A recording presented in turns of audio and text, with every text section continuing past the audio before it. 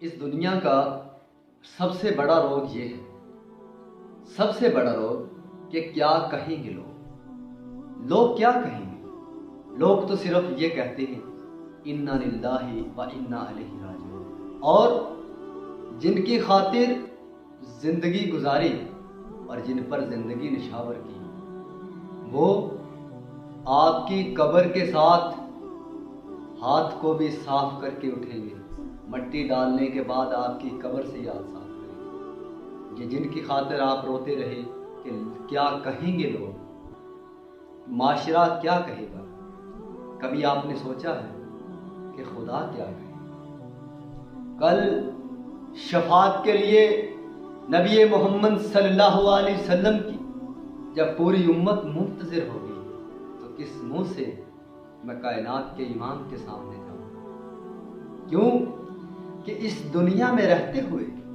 پاک پیغمبر کی کسی سنت پر تو عمل نہ کیا۔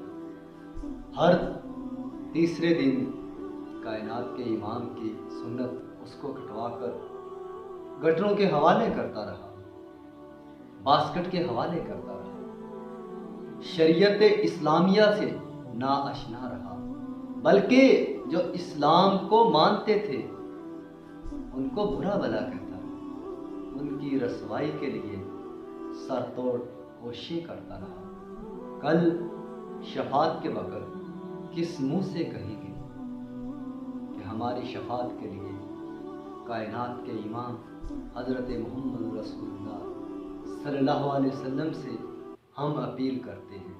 لوگوں، وہ انصاف کا ترازو ہوگا۔ آپ کیا سمجھتے ہیں کہ آپ والا انصاف ہے جو آپ دنیا میں کر رہے ہیں؟ وہ انصاف کا ترازو ہوگا۔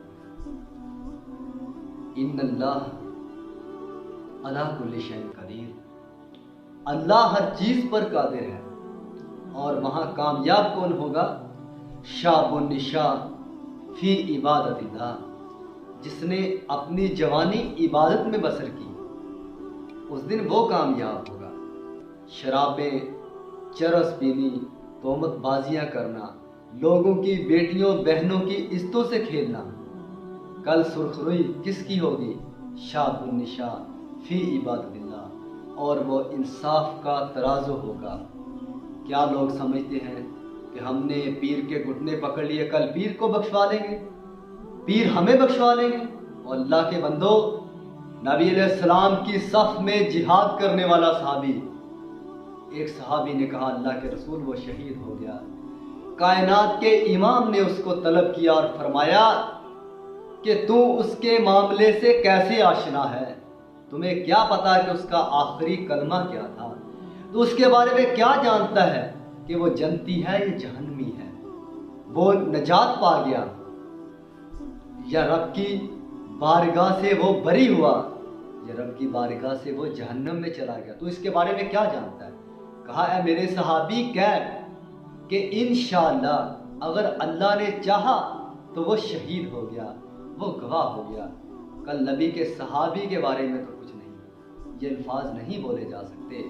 تو ملتان شریف، اس بات کو سن لو، اس کائنات میں یا مکہ شریف ہے یا مدینہ شریف ہے، اس کے علاوہ پوری دنیا میں کوئی شہر شریف نہیں۔ ملتان شریف، جس کو ہم شریف کہتے ہیں، یہاں ڈیلی جواریے پکڑے جاتے ہیں، چرسیے پکڑے جاتے ہیں۔ اچھا، ملتان شریف ہے تو کیا ہمارا لیا بدماش ہے؟ ایسی باتیں کرنا انسان کو زیب نہیں دیتی۔ جس کے بارے میں علم نہیں ہے کہ میرے دادا جان ہیں، ان کے پاس کیا عمل جاری ہے، قبر میں ان کے پاس کیا حشر نشر ہے، میں نہیں جانتا۔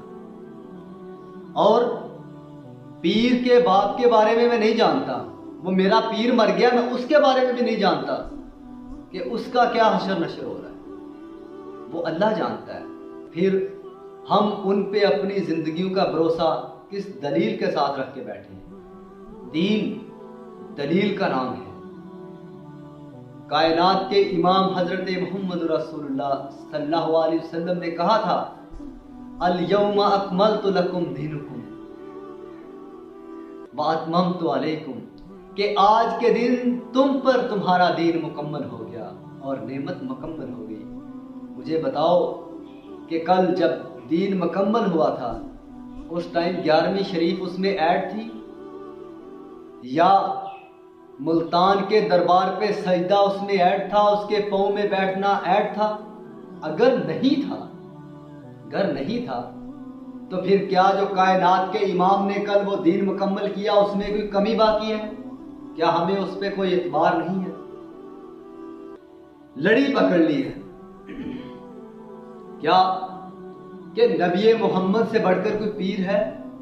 انہوں نے کوئی کمی رکھی ہے کہ ہمیں آج ضرورت پیش آئی؟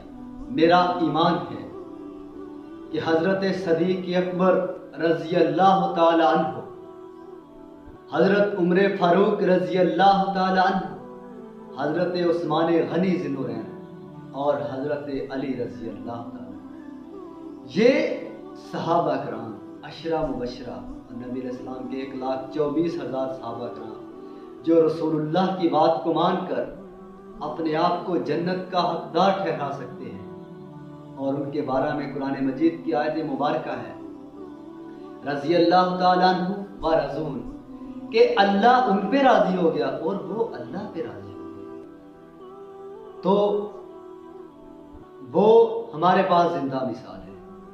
کیا ہم اس سے الگ ہو کر کوئی نیا دین ایجاد کرنا چاہتے ہیں کہ ہمیں ملتان والوں کی ضرورت پڑی؟ گولڑے شریف کا پیر صاحب اتنے اعلیٰ بیانات دیتے ہیں، اعلیٰ باتیں بیان کرتے ہیں، وہ رسول اللہ کی باتیں بیان کرتے ہیں، ان سے جتنا تعلق میں ظاہر کرتا ہوں اس دنیا میں شاید کوئی نہ کر سکتا ہو۔ میں اہل سنت ہوں اور میں یہ کہتا ہوں کہ اصل اہل سنت ہی اصل اہل حدیث ہے۔ فرقہ واریت کے میں بہت مخالف ہوں۔ میرا اختلاف ہے اس خطیب سے کہ جو منبر رسول پر بیٹھ کر یہ کہے کہ لوگ فلاں فرقہ دیوبندی اچھا نہیں، وہابی اچھا نہیں، وہ غلط بات ہے۔